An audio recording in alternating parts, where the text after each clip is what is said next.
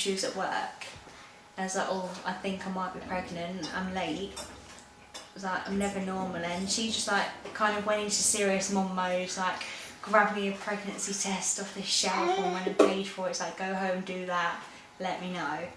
But then actually having the test and like doing it, that's when I started thinking about everything. It's like, what am I going to do if it does come positive? It's like, that's like an actual baby that I'll probably have or not have. So I kind of got worried, and that's when I kind of got scared and chickened out of it. It's like, oh, I don't want to do it now, I don't want to know the results.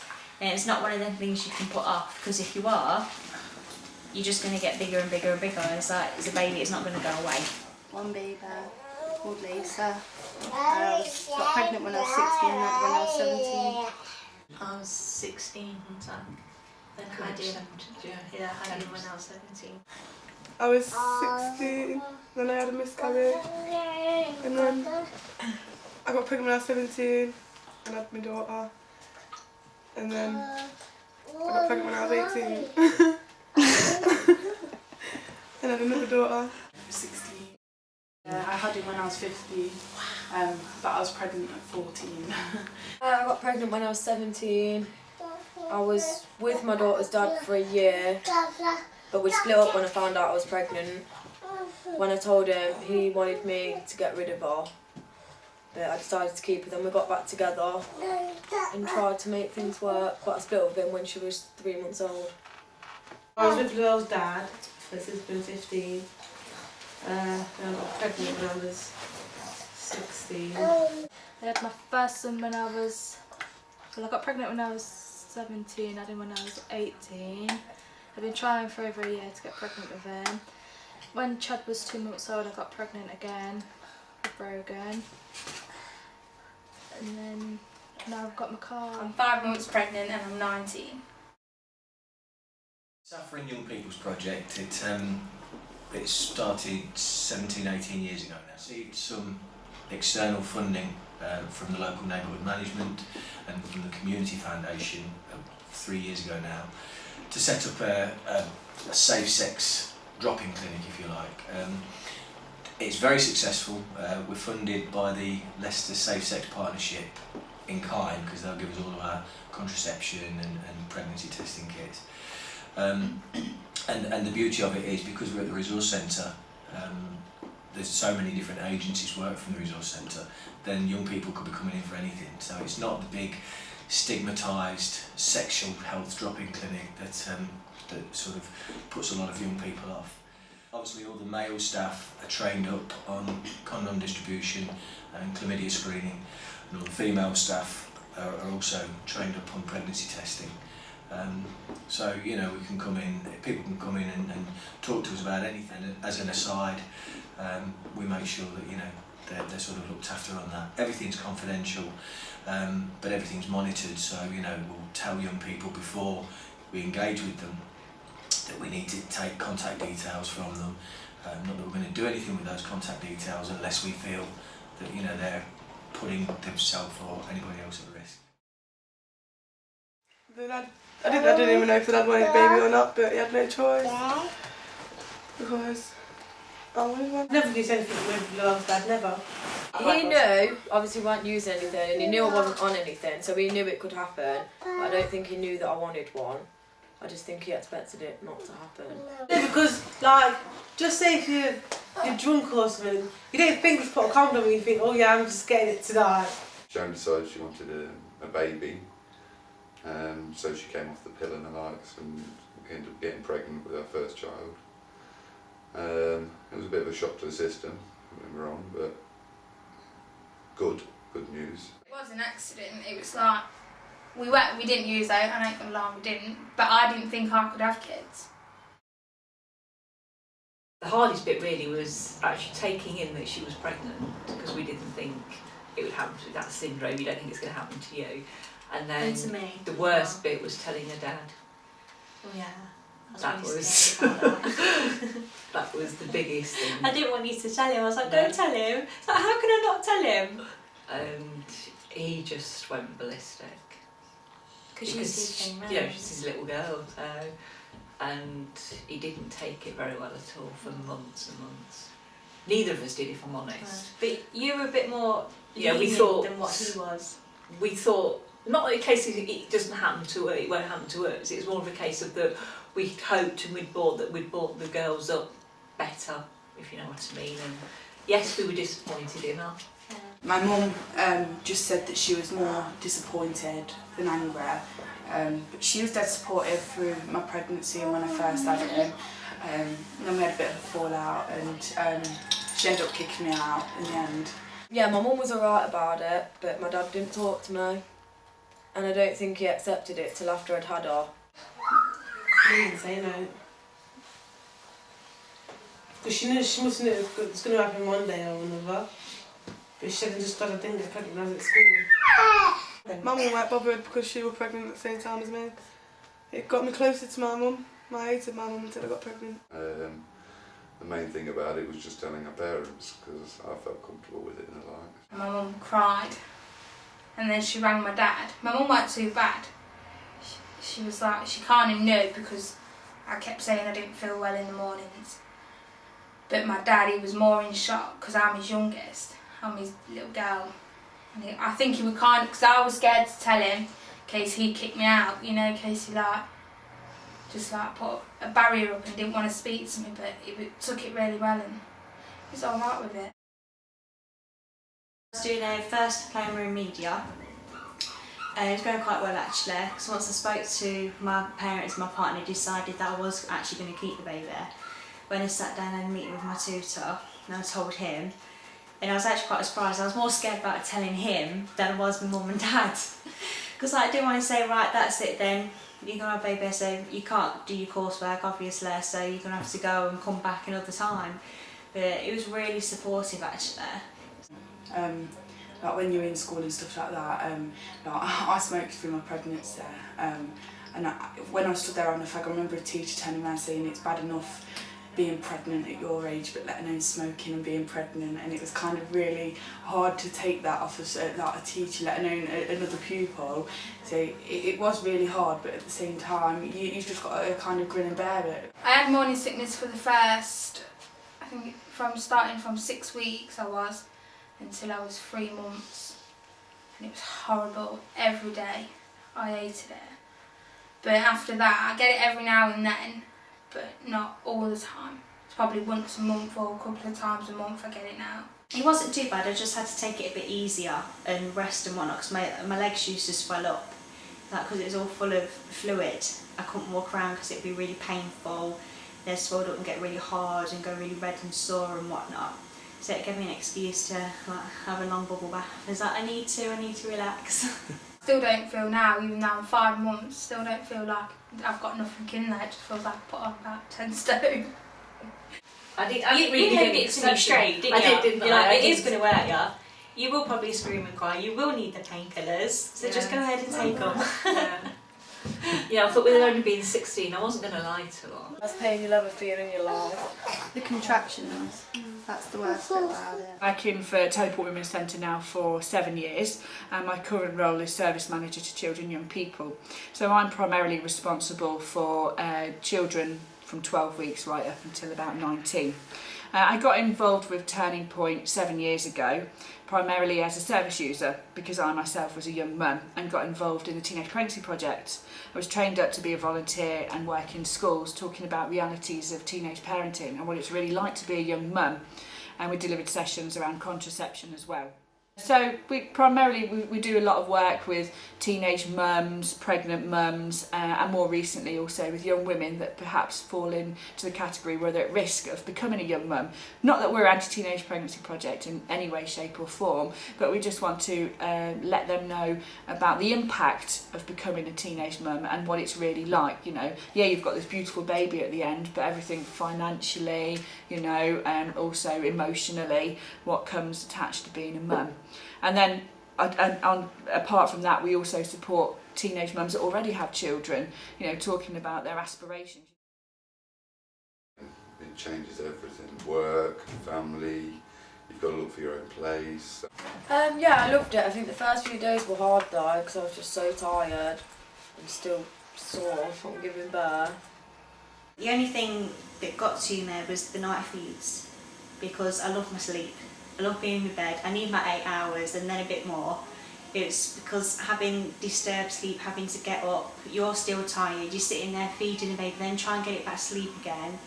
I can't get a babysitter to go out. Or my boyfriend won't look after them, so I never go out. Stuck at home with 3 kids. You have to be a mum, you have to be focused, you can't go around, sit there drinking on the park and do what you used to do. You've got a baby to look after now. It doesn't bother me if I don't go out. If I go out once every 2 years, it wouldn't bother me.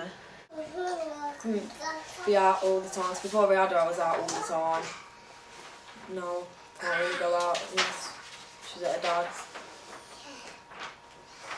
Obviously harder to get a job and that as well because of the childcare. The thing now, like if my mates just tell me, oh, do you want to come out, I don't know, for the night or whatever, and you can't get a babysitter or something like that, it is really hard. Because if you can't get a babysitter and you really do want to go out, you get frustrated. I've lost out on things like when I was younger. I never went on one of these boys' holidays to Ibiza or whatever. I didn't ever do any of that. And don't get me wrong, I'd have liked to have done it, but I don't regret not doing it, if you know what I mean. Again, some of my friends, they've all got kids as well, so they're in the same boat as me. It has been hard, money-wise, and that's the kind of stuff. I mean, if his dad didn't stick by me, then I wouldn't have even been able to probably bring him up on my own. So yeah, it is really hard in that way, but it's rewarding at the same time because like when they start crawling or saying the first words and stuff like that. Many years ago, maybe 15, 20 years ago, you know, the myth was, you know, get pregnant and you can get a house, but nowadays it's completely the opposite. It's a lot harder. So that myth, I would say, wouldn't be there. I think most teenage girls do want a baby because they do think, oh yeah, council house, money, and it's not like that at all. You live off nothing, it takes years to get a council house. It's not like people think it is. Well, I said to Mum, I want to stay here as long as possible, for the first couple of months, so I've got someone here to help me if I get stuck on anything. But I don't really want to move out, I really just want to stay here with my mum and dad. But if it comes to it, I will go and put my name down on the council. Like Mum said, it takes a couple of years anyway. So I said I'm going to do that after I've had the baby. But like, it's took like 4 years to get a council house. With Ebony, we had to live at her parents' house for a bit. It was probably about 8 or 9 months before we actually got our own place. Well, it was a 2-bed flat, first floor flat, and that was a nightmare as well. And then we found out we had Jasmine, so we applied to the council again for another house. We've now got a 3-bed house, big garden, both front and back. But with Tiger, they were here the whole time till he was 2. Yeah. She left home at 2 with Tiger and her new partner, and then you were away for a year, and then they came back again, and then we've just, well, I won't say got rid of them, but they've just left about 2 months ago. Bethany Project here was built about 13 years ago for Dulham Homes Housing Association that originally bought a project in Highfields, which was a different Christian project. And then they've decided they expanded and built this one so that it was purpose built for the mums, babies and people that are pregnant and have support needs. It is only a temporary place to live, for a period of time, and then we will help support residents to move on, then to be able to find their own accommodation, get the benefits that they need, and then link them into services that are out there to support them with their tenancies that they might, to sort of replace a little bit of what we're doing. There's other agencies out there that can do that so that they don't feel that they're on their own, that they can link into the Sure Start in their area, that they can link into Star, tenancy support for any help with their benefits or sorting out any problems with their accommodation and stuff. So there is still that, but we're just sort of the in-between, learning to live on your own, learning to look after your bills, learning to, keep your flat tidy and just get organised really, especially with a baby, and knowing that there's some support there that you can tap into if you need it. 16 years is the minimum age that we can take. So if somebody was like, 15 and a half and they were going to expect their baby after that, then they could still be referred to us, and we would then, go through the interview process, and they could be accepted and be put on the waiting list until they were either 16 or until they were 26 weeks pregnant. Only in special cases, if there was a real problem at home, if there was something with other agencies that felt, that we really need to get them out before they're 26 weeks pregnant, then we would, look at that individual case to see, because sometimes we do take people a little bit earlier. If it's best for and safe for them to do that. But no, and up to any age. Again, I weren't expecting it. It had knife, forks, pots and pans, plates and bowls, and the table, sofas and everything really. The only thing I had to bring was a microwave and teller, and obviously clothes, and that was it. And I just thought that was really broad, and they asked me whether I've got any immediate needs for any shopping, any nappies or anything like that, and I do love it, At the minute, null and void redundancy set in. I got made redundant. I had to go back to college and study the rest of the childcare, or I did want to go into caring because I cared for my granddad before he died, so I wouldn't mind going into like an old people's home. Mine's got better. So I wasn't doing Mine's got anything when better. I was pregnant. And when I got pregnant, that's when I started doing all these courses and that. There's a lot out there for teenage parents too, though. And then I got made redundant, didn't I? Yeah. And then found a new job. I wasn't happy there, so I decided to give up work to look after Tiger so you could carry on with your studies. So I couldn't go to school all the time I was pregnant, and then obviously maternity leave when I had him, and then I just kind of had to get back on the roll with it all. When I went back, I go to a place called NACWA, and it's like to catch up with your schooling and all the rest of it. You have to do your English and your maths again. It's going to be hard to get, but you can't sit here and benefits all your life. Hate Connections it. basically supports young people aged 13 to 19 or up to 25 if they've got a learning disability. My role is to make sure that young people have support to access education, employment and training opportunities, and also to make sure that there are suitable education, employment and training opportunities out there for them. Because for a lot of young, either pregnant teenagers or young mums, mainstream learning isn't for them yet, and it's a case of making sure that we've got offers that are flexible, that are suitable to them as a mum, that perhaps support their decision to parent, so they learn about being a parent and all of the issues around their child, or that they just do something that's home-based, part-time, until they're ready to move into. So we've got advisors that can support people who are pregnant, whether they decide to proceed with the pregnancy or not, whether they're a parent, whether they're trying to decide what career they want to go into. So all sorts of different issues advisors will help them with. In the past we have done things like family learning courses where mums get to come along, bring their babies with them and make fun stuff to do with their children. So for example, they make story sacks, and through that they're learning about numeracy, literacy, playing with their child, reading with their child, and there's normally on-site childcare, so they get to experience formal childcare for the first time, which is quite daunting for a lot of mums because they don't want to leave their baby with a stranger, but it's a supported environment where they can do that. We've also run a course called Parents with Prospects in children's centres in Beaumont Leys and New Parks, which is an accredited course that gives young people the opportunity to learn about being a parent and what it means for them and for their child. We run the Big Sister project, which works with young mums up to the age of 19, and we train them up in peer mentoring so they can go out and peer mentor other young mums about, issues around housing or benefits. And they also work in conjunction or in partnership with Sure Start, running like a stay and play session for young mums. So, the less confident young mums can come along and in a really relaxed environment with other young mums that are in the same situation as them, and they can get some advice about, housing, or just generally, like what to feed their baby or when to start weaning, just stuff like that. And then we run the Takes Two project, which is a project working in schools, which is a project I originally got involved in many years ago. They go in and work with Year 10 students, talking about reality teenage mum and what it's really like. They do like a budgeted exercise, getting them to think about the finances. They also talk about contraception and where they can get it from, and they will talk about delay, you know, where that myth is like everybody's having sex. Well, actual fact, that's not true. It's just something that peers say. So that's a really successful project as well. And then we also run our E2E project, working with young women, and again young mums as well.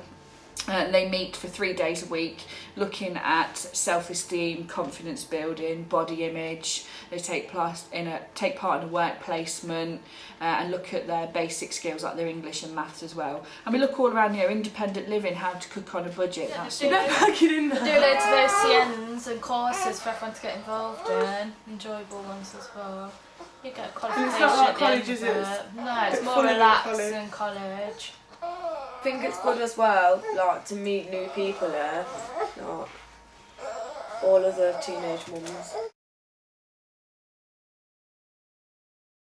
In school and have a really good job and know, not like I did, and not be as stupid as me and get kicked out of school.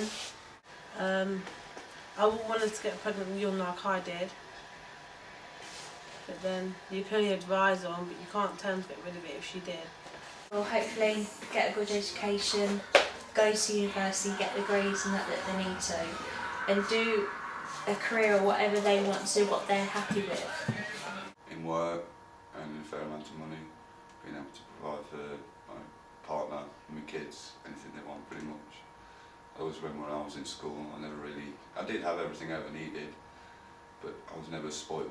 I'd like to spoil my kids.